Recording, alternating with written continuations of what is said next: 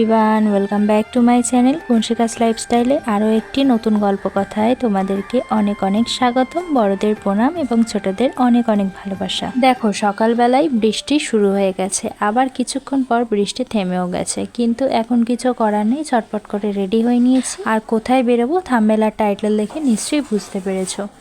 যাই হোক, এখন ঘড়ির কাঁটায় বাজে ওই 9:15 মতো। তোমাদের দাদাভাইও রেডি হয়ে নিয়েছে। চলো পুরো ভিডিওটা দেখতে থাকো, আশা করছি ভালো লাগবে। আর ভিডিওটা ভালো লাগলে অবশ্যই লাইক কমেন্ট শেয়ার করতে একদমই ভুলো না। সংসারের সমস্ত কাজ সেরে একসাথে দুজনে রেডি হয়েছি, কারণ তোমাদের দাদাভাইও ডিউটি বেরোবে আর আমিও স্টেশনে যাব। আর আজকের ওয়েদারটা মোটামুটি ঠিকঠাকই ছিল। ভেবেছিলাম বৃষ্টি আসবে, কিন্তু বৃষ্টির কোনো লক্ষণ দেখতে পেলাম না।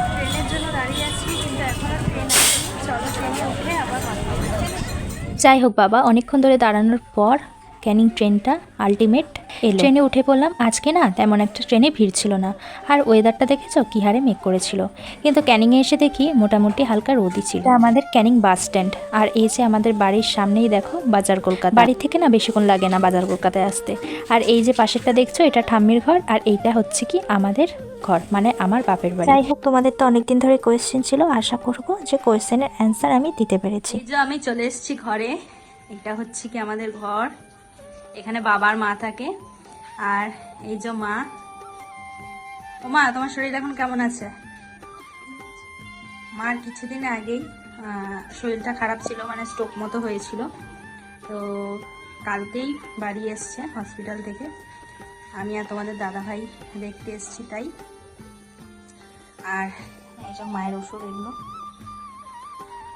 তো এখন মায়ের কাছে কতদিন থাকবো, মানে কিছুদিন আর কি থাকবো। আর বাবা আসলে তোমাদের বাবার সঙ্গে আলাপ করিয়ে দেবো। আর তোমরা যদি আমাদের রুম টুর ভিডিও দেখতে চাও অবশ্যই কমেন্ট করে জানিও। আর ভাই গেছে পড়তে। তো চলো আবার পরে কথা হবে তোমাদের সাথে। আর মা বন্ধুদেরকে হাই করে দাও।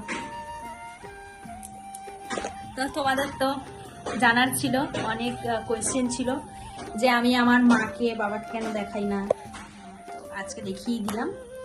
তো চলো আবার পরে কথা হবে। আমি এখন এসেছি ছাদে, কয়েকটা জামা কাপড় ছিল সেগুলো তুলতে এলাম। আর তোমাদেরকে আরও একটা জিনিস দেখাই। এই দেখো, আমার ঠাম্মির গাছে আশফল হয়েছে। দেখো এখনো সেইভাবে হয়েছে কিনা জানি না। এইটা আশফল গাছ, এদিকে আছে কাঁঠাল গাছ। ঠাম্মির ঘরে কিন্তু প্রচুর গাছ। যাই হোক, চলো এখন নিচে যাওয়া যাক। ওয়েদারটা মোটামুটি ঠিকই আছে। আর মানে ওয়েদারটা বৃষ্টিও ছিল, ওয়েদারটা মনে হচ্ছে কেটে গেছে। এই দেখো আকাশ পুরো পরিষ্কার। তো চলো এখন নিচে যাওয়া যাক। এখন ঘড়ির কাঁটায় 2টো মতো বেঁচে গেছে, আর মা এদিকে ভাত বাড়ছে। আর আজকের মেনুতে হয়েছে কই মাছের ঝোল, আর এদিকে হেলেঞ্চা শাক সিদ্ধ। মার তো এখন রিচ খাওয়া বারণ, তাই হালকা ফালকাই রান্না করেছি। বাইরে বৃষ্টি পড়ছে, আর আমি আসার সময় দই কিনে নিয়ে এসেছিলাম। তো এখন ভাই আমি মারটা মা ভাত দিয়ে খেয়ে নিয়েছে। মাকে বলেছি তুমি ভাত দিয়ে খাও, যেহেতু মার এখন রিচ খাওয়া বারণ, সেই কারণে মার জন্যই আনা। আর এক ট্রে ডিমও নিয়ে এসেছি। তো ভাই আর এখন থেকে দই খাবো। চলো দই খেয়ে। হ্যালো এভরিওয়ান, সবাইকে শুভ বিকেল। আজকের বিকেলটা ভীষণ সুন্দর। এখন বসে আছি একটু চুল বারান্দায়। বিকেল এখন বাজে 5টা। আর মা কি এনেছে এই দেখো। এখন ড্রাই ফ্রুট খাচ্ছি বসে বসে। তো মা আর আমি এখন ব্যালকনিতে আছি। মা একটু গেছে পাশের বাড়িতে, এখনই চলে আসবে। তো এখন বসে বসে, ওয়েদারটা ভীষণ সুন্দর। এই দেখো খুব সুন্দর ওয়েদার। তো সেই জন্য মাকে বললাম আজকে একটু মাথায় তেল মাখিয়ে চুলটা বেঁধে দাও, তাই মা সেই ছোটবেলার মতো দুপাশে বেনুনি করে চুলটা বেঁধে দিয়েছে। আর আমি এদিকে 1 গ্লাস উষ্ণ জল গরম করে খেলাম। পরেই বাবা বলল শুধু জল খেলে হবে, তার সাথে একটু অন্য কিছু খেতে হবে।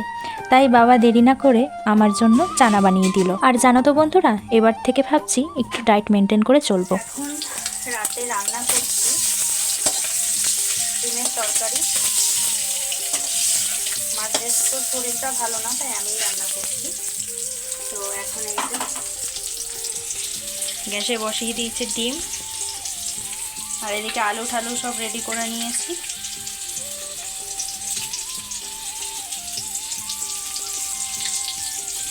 তো চলো ডিমটা রান্না করে নিই, তারপর লাস্টে তরকারিটা কেমন হয় তোমাদের সাথে শেয়ার করবো।